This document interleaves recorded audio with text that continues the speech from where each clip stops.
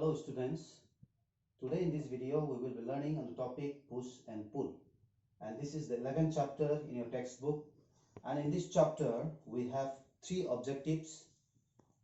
The first is understand the concept of push and pull, know what is force, learn about various types of forces. So these are the three objectives that we will be learning and discussing today. So let us firstly understand the concept of push and pull. Push and pull, we use it in our day-to-day life. Push and pull means moving the things around, okay, by applying a force. Push means when the force is applied on the object to move away the things or the object from us, and pull means the force applied on the object to bring the object or the things closer to us. So that means push and pull. Now let us know what is force. Force is a push or a pull applied on the object when it interacts with another object. So when the force is applied, many things can be done. Okay, for example, you can change the direction of the moving object, and you can change the shape of the object when the force is applied, and you can also move the object from the place where it is kept. Okay, so that is called a force.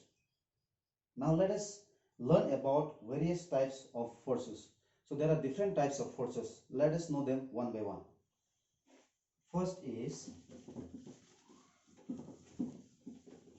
the muscular force. Okay, number one is a muscular force. Number two is gravitational force.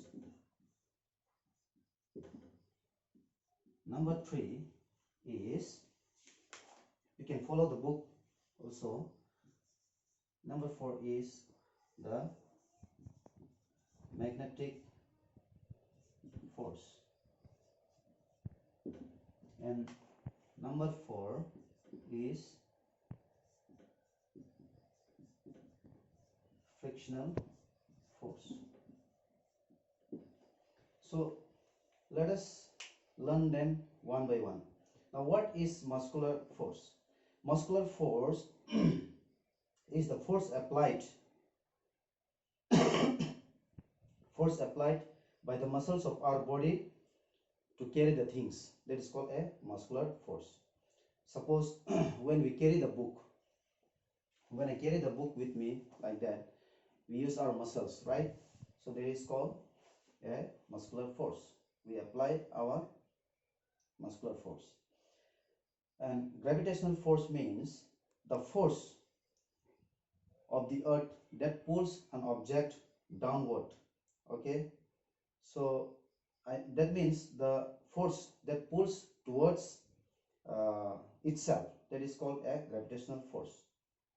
And I can give you the example. For example, I have a pen with me, marker pen with me. So when I throw it upward like that, like this, it comes down. That means the force of the earth, it pulls the object towards itself. That is called a gravitational force. Okay. Now magnetic force. What is magnetic force? Magnetic force means a magnet. Okay, I hope all of you are aware of what is magnet, and I also believe that you have seen the magnets. Basically magnets are used in the speaker. Okay, and this magnet, when you put the magnet near to the iron, what happens? The magnet pulls the iron towards itself. So that is called a magnetic force. Now lastly, it is a frictional force. So what is frictional force? Let us now follow the books. Frictional force means it is a force applied on the surface when the force when an object slides or roll over it. Okay, now frictional force always act on the opposite direction of the moving object. Okay, suppose, let me give you an example. Suppose this is a book. The book is kept on the table. Okay, the book is kept on the table. What happens? The frictional force always acts opposite to the direction of the moving object. Now when you slide the book, suppose this is a table, I'm just giving you an example.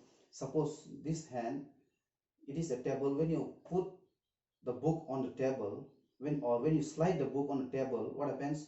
The frictional force between the book and the table causes the book to slow down and then stops after reaching to a certain distance. Okay, so the frictional force doesn't allow the book to reach to a particular or a certain distance because of the frictional force applied on it. Okay, so that means that is called a frictional force.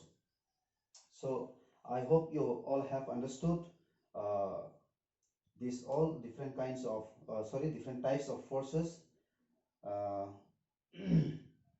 you will learn it more broadly when you go to your higher classes, I believe. So that's all for today. Thank you once again and have a great day.